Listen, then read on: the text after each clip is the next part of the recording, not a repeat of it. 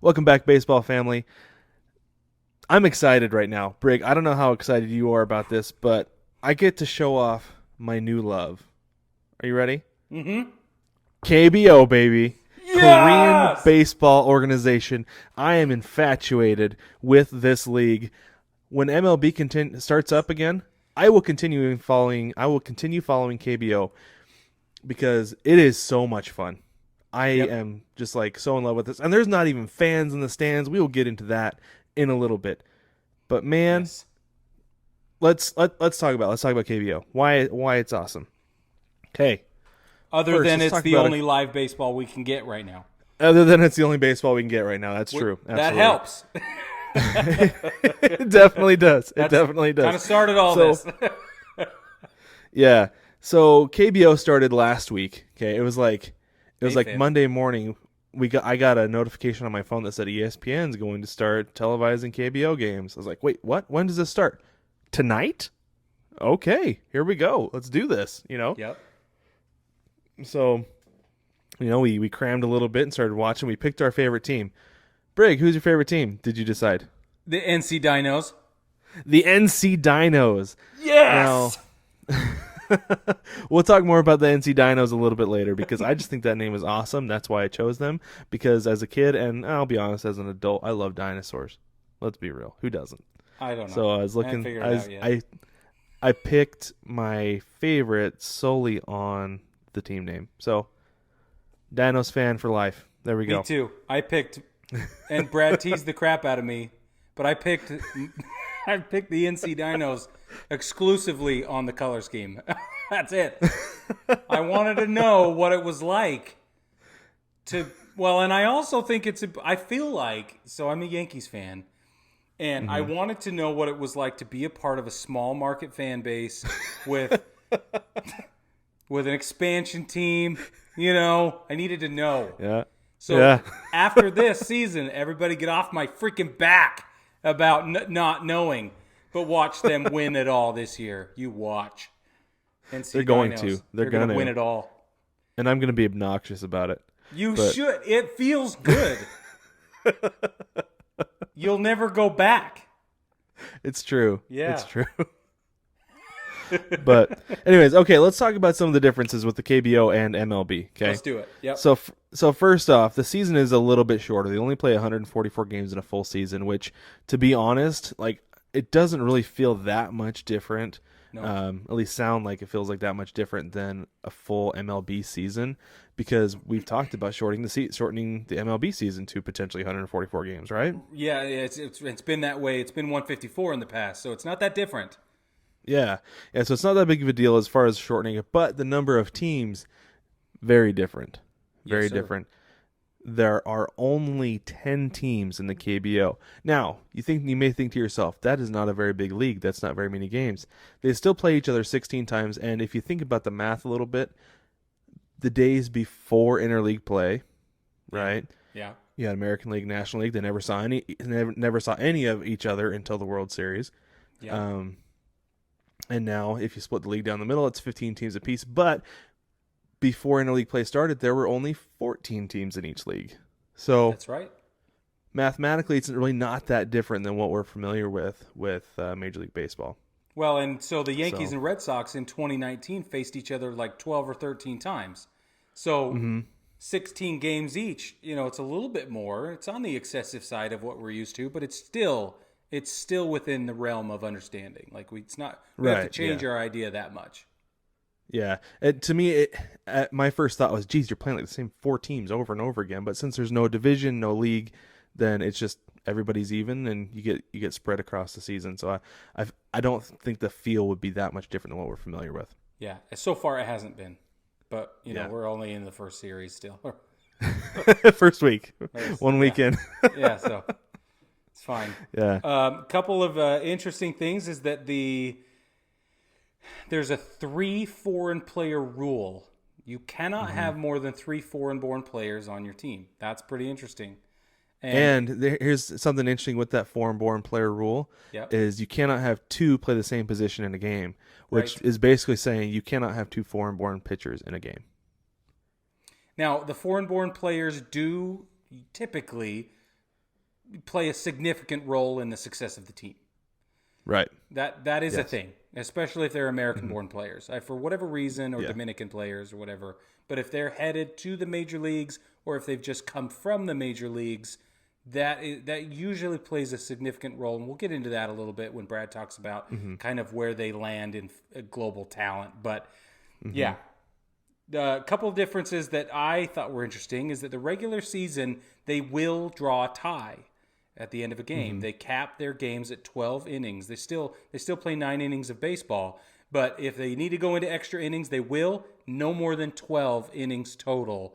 In the playoffs, that is extended to 15 innings. And I'd be interested to see how a playoff series goes because you can't win a series on a tie. You can't. Right? Right, correct. But still, like, if it's a 5-game series, I'd be curious to see how one of those ties ends up. Me too. You know, that, like, how does it play out if you've got a 5-game series and you've got 2 ties each way, so it's 1-1, 1-1. You know, I guess it comes down to 1-game series still, right? Yeah, it would. And the thing is if you get same thing as if you're in Game 5 and you're rocking the 14th inning, 15th inning, and you're still tied at 6 each or whatever, 6 runs each. What do they do? You know, do they just keep playing till it's over because it's Game 5? I think at that point you have to, right? Right. Because since you can't win the series on a tie, and especially if the series is tied at 1 win, 1 loss, or 1 win, 1 tie piece, or whatever. Right. You know, you've got to keep going despite the cap. Boy, So, I would love to see a series like that. That would literally, my brain would explode, you know? I agree. I know. It's almost like figuring out the points in hockey. It's like, wait, so you've got like one, I don't know. Just tell me what happens. They play if somebody wins. 3 periods. What does that mean? 3. She means not. Yeah. Oh, hold on. All right, so Exactly. the season Exactly right. starts March 23rd, at least in 2019. The season started on March 23rd, ended September 13th. The season this year, due to the coronavirus and all the protective measures and things like that, started May 5th, Cinco de Mayo. Brad and I were both up for the start of the game at 3 a.m., and I can tell you it 3 was... a.m. your time. Yeah, 3 a.m. Eastern. But, oh, yeah, you got off easy. I did, yeah. Yeah, I watched probably 6 innings, and I was only up to like 1 o'clock. Yeah, I watched 6 innings too, and I don't want to talk about it. Okay. Luckily, I was doing stuff. I don't know. I had stuff to do, but I was watching baseball. Stuff that we'll get into later, right? Yeah, that's right. And the game ended the game started with a rain delay, and I was literally so excited that there was a camera with showing a baseball field with a tarp on it. I was like, this means that there's balls being played or attempting. This is the closest. I didn't know if the game would actually happen, but it was the closest we had come, and I got all hot and bothered. I posted it on the VIP I agree, group. I did too. I was very excited. So ESPN Absolutely. is airing 6 games a week of the KBO. And what's interesting about the KBO is that all the games are at the same time on the same day. So far, the way the schedule looks this season is nobody plays on Mondays, then they play Tuesday through Sunday, everybody gets a day off, and then they start over. All the games on the weekdays are at 5:30 p.m. local time. So that's going to be 3 o'clock our time, Eastern, in the morning, in 3 a.m. Yeah. Because I think it's a 11 and a half hour difference, whatever it is. I don't remember. I haven't been to South Korea in a long time. But I have been to South Korea, and I'll talk about that later. But, okay, couple more things. They do have an all-star game. They split the teams. The teams up into predetermined sections of 5 each, and everybody knows who they are. And then the best players from each of those play in the all-star game. That's how that works. Even though there are no divisions and then there's not a rivalry per se like there is with AL and NL in Major League Baseball. They don't do anything like that. Right. So, Right. Okay, the playoffs. We got to talk about the play, and I'm going to read it so I don't mess it up. The playoffs are wild. Holy smokes. Wild and so much fun. Okay, here's the deal. All right. All right. Everything's based on the regular season's win-loss record. Okay? Only the top 5 teams qualify to play. Okay? The 5th place team during the wild card game, it's a 1-game playoff, 1-game play-in. The wild card game plays a sudden death game, 5th place versus 4th place player. So the team with the 4th best record in all of baseball that season plays against the 5th place team, the wild card. And then after that sudden death game, the winner of that game goes on to play the team with the 3rd best record in the entire regular season. And they play a 5-game series. Okay? And we talked about the ties and stuff like that. Then the winner of that series plays the team with, did I say the 3rd already? 2nd best record in the entire KBO. Okay? Now, if you're paying attention at home doing the math, you'll notice that the 2nd place team hasn't played anybody yet in the playoffs. They're sitting around waiting. Yep. The winner of the team who has been successful so far plays the 2nd place team in a best of 5 series, and then they go to the what their equivalent of the World Series is, the organization series. What do they call it? They call it the Korean series. That's right, the Korean series, KBO Korean series. Whoever won the lower brackets plays the best team with the best record in that league, and they've been sitting around waiting. The best way I can think of it is like if you've ever played a fighting game, how you have to go through the tiers to fight the best fighter, right? The boss That's level. basically what you're doing. Yeah, exactly. So like you're the 5th place team, you got to play the 4th best. Then if you beat them, you play the 3rd. Then you play the 2nd, and you play the 1st. And it progressively gets harder because you're playing you're sudden death, and you're playing 5-game series, and then a 7-game series. And so it's so weird that with that analogy it makes sense, but the fact that it's baseball and it's a one-sided bracket, that is like it's so weird. I almost feel like you want to be the 3rd seed, because then you've got a little bit of wiggle room, with that team coming in, and then you can go and get some momentum playing the second place team, and then you're really cooking by the time you get to a rusty 1st place team. Yeah. But I don't know. But theoretically that makes sense. Of course, that's given our understanding of the flow and the rhythm of Major League Baseball. They don't have the disruptive rhythm. Like when you look at the way the KBO has built their season and handles their scheduling. And I mean, the peninsula is not that big, right? So travel times. Yeah, they bust from game to game. Travel time is not a big deal like it is here. It's not like you're trying to go from Seattle to Arlington. You know what I'm saying? Yeah. Or Houston, like you've been saying. So for months and months on end. And all the air time and the back and forth and the craziness. No, it's different. And every team plays the same time every day. It's always the same time. There's no variation. On Sundays, I think they play at 1 p.m., but everything else is 5:30 p.m. And so I think that if you think about it in terms of rhythm and start times, and guys can really get settled in the KBO.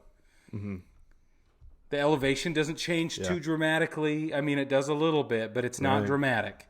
So it's not like going from Colorado to LA. No, exactly. LA. Exactly. And so they don't have the ballpark problem like they do at, in the Mile High City, where they're like, am I a good hitter, or did I play in Denver? They don't have that same problem. Yeah, it's true, and because it's a real thing. I totally get it. So I totally get it. I think it's super interesting. And that, okay, Brad, tell us about the kind of Brad has found a breakdown of where they kind of fit the global talent pool. Yeah, I do. I gotta find it again because I accidentally scrolled past it. But I know, I can't believe it. Here it is. Okay, so this is according to Axios.com. They said that talent evaluators, so international scouts, MLB, whatever, this is kind of the hierarchy of how they view things. Obviously, MLB is at the top. That's the best in the entire world. And then you go down to the NPB in Japan. That's the second. And then you go to AAA MILB, Minor League Baseball. AAA, that's right. And then you reach the KBO. So it's kind of like a 2.5A. Right. Yeah. Right? And then you go down to Double A, High A, and after High A, you've got the Taiwan League, which who knows, we might end up talking about that a little bit because the CPBL has started play That's as right. well. And then down to Low A, but yeah, it's kind of like a 2.5 A level as far as what the talent evaluation is. But there are guys like right now. You've got I watched Tyler Saladino play, and he played for the Brewers last year. He hit a towering home run yesterday, and it was amazing. It was fun. Um, you've got former big leaguers come over and play, and you've got guys like Eric Thames came over and played I think he played like 3 years, won an MVP, was a 40-40 Yeah. guy, and now he's playing for the Yep. Nats. You know, That's right. so you've got kind of fringe. They talk about the fringe MLB guys who come over who are like, well, I'm used to not really making the team. Then I come here and they're expecting me to produce and carry everybody. So it is definitely that step down. But then they have like a whole new role that they take on when they come over. That would do a lot for a player's like internal culture, right? Your mental game, and Yes. everything like that. Which I think Eric Thames would be the first to say that the KBO, and I mean, we watched his interview on opening night day, whatever, Yep. 12-hour difference. But we watched his interview, and he was ecstatic, man. He was so excited to share his experiences in the KBO, and he said he loved it. It took a minute, but he fit right in, and it changed his whole life. And I think he would say it changed his whole life. Yeah, I would agree with that. And they don't have anything bad to say about it over there. They say it's a great experience. One of the interesting things they said was different is that instead of getting changed in the locker room, you change your clothes, you change in your uniform in the hotel, get on the fully wrapped bus so everybody knows who you are, and then you walk from the bus, to the stadium in your uniform. That it's like, it's us. We're here. That's right. NC Dinos. the are NC here to Dinos. play. The Kia Tigers, That's right. Whereas in Major League Baseball, it's like keep low Yeah. profile, but don't look like a scrub, Real subtle. So that's a perfect example of the culture that's different there. And so let's talk about culture a little bit Yeah. because it is different. Bat flips are staples. Okay, it's encouraged. It's encouraged. Yeah. Yes, and they have all these different variations, and guys are literally like the two-handed toss up like this, and the one-handed flip, and now it's madness. Behind the back. Yeah. They teach their players. There's flair. There is more flair in a swing and a miss than there is in anything you'll ever see in Major League Baseball. Yes. You see guys swing and miss, and they just let the bat carry them all the way around in a circle, and it's not like they're getting screwed into the ground. It's just kind of like, whoop, and then they just kind of go with it. And I don't know, it's fun. They It's called fun it to a watch. pirouette, right? Like a ballet There it pirouette. is. And they're taught. Eric Thames said they're taught to swing and just let it swing. They said it's more important that you follow through and commit than anything else. And so they let the bat carry them around. Yeah. It's amazing. Yeah, I see it. It makes sense. It makes sense. It's fascinating. And I thought they would look stupid doing it, but they don't. It looks totally normal. And you know what? I've done that, so I get it. Oh, a lot of guys have. They talk about, like I said, guys getting screwed into the ground because they swing so hard through a breaking ball. But if you're really all it is, they don't look like they're swinging that hard. But it's like you said, swinging through the ball is what is important. It's not necessarily how hard you swing, but how you're swinging through the ball and letting that momentum go all the way through. So even the gameplay is different. So it's right. But let's talk about the fan experience. That's what we're all about here is the fan experience. That's right. So in the KBO, they have cheer squads. Okay. They have cheer masters that have an MC role, and they are dancing and hyping the crowd like you would see in a minor league baseball game or in a college series game, summer college league game. But they've got them going on in the professional leagues, and they are pumping up the crowd constantly. And I saw an interview with one of the cheermasters, and this person believes that his role is to involve the crowd in the success of the on-field performance. Like, that is what he believes. And it was really cool. I can see that, yeah. Yeah. Yeah. I was almost like taken aback. Now, Koreans are muted, okay? You got to understand, South Koreans are a little bit muted. They're way more mellow than we Americans are, certainly than I am. I mean, so I've been to South Korea, and when I was there, I was like, because I'm like, loud and all over the place and very, very American. And when I got there, everybody was, cool as a cucumber, just, steady. And so this cheermaster, even though his role is hype and loud and volume and energy, to hear him talk about it was really interesting because he still has that cultural calmness about him that was really neat. But anyway, they have cheer squads that dance around the dugouts and get everybody hyped up. They have mascots. Some teams have multiple mascots, and some teams change their mascot depending on the scenario that they're in. Yeah, and the team's emblem and logo, not the logo itself, but they have emblems that will change depending on what the scenario is, which league they're playing in, or if it's the All-Star game or whatever it is. So that's really cool. Couple things it's a lot like the Premier League in soccer, and what Major League Soccer in the U.S. is trying to adopt as well. There are songs that the home team sings throughout the game that everybody knows, and I think that is super cool. They've got the large flags out like you'd see in a professional soccer game. Sometimes the fans have coordinated outfits, and they'll tell everybody, "Okay, we're wearing this color today," kind of like in a college football atmosphere. And I've seen sections of fans in the videos I've watched and things where fans all have the same coordinated headwear. Hats or like balloon type hats or whatever on their heads, and it's awesome. I have got to get there, and I got to have this experience. I was there in 2013 is when I was in South Korea, and I almost got to a Doosan Bears game, but I was the only one in my party that wanted to go, and so I didn't, and I regret it heavily. But yeah, I almost went to. I feel like such an idiot. I almost did that, but I did. It's the closest you've ever come, huh? If you've been to a KBO, I've never even left the country. If you've been to a Korea baseball game, put it in the doobly-doo. I want to know, what was your experience? Because I was almost there, but that's like somebody in the military saying, well, I wanted to join. It's like, nah, come on, man. So, anyway. Yeah. No, it's a totally different world, completely different. Kind of piggybacked on top of the cheer squads. Music is constantly playing. Like you've got walk-up music in MLB, and basically in American baseball, you've got walk-up music, but it just doesn't stop. It's playing through the at bat. It gets louder when the home team is playing, or when the home team is up to bat. Like it's completely different approach. And the bummer thing right now is that we don't get to see all this because there are no fans in the stands. Instead, they have like cardboard cutouts sitting in the seat. Yes, it's so funny to see just people like they have people with masks and their cell phones out. Like taking a picture. So funny.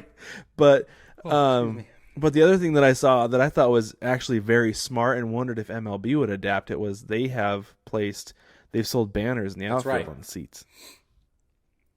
I'm curious if that will help with some of those costs they're talking about with MLB, but yeah, that's one of the things they have going on the KBO on top of no fans and the whole, I guess, muted experience compared to what it typically is. But no, I'd like to go to a KBO game. I mean, I've been to MLS games where the atmosphere is just out of control and it's exhausting, totally, but it's fun. It's a whole lot of fun. I went to a soccer game in France one time, and it was wild.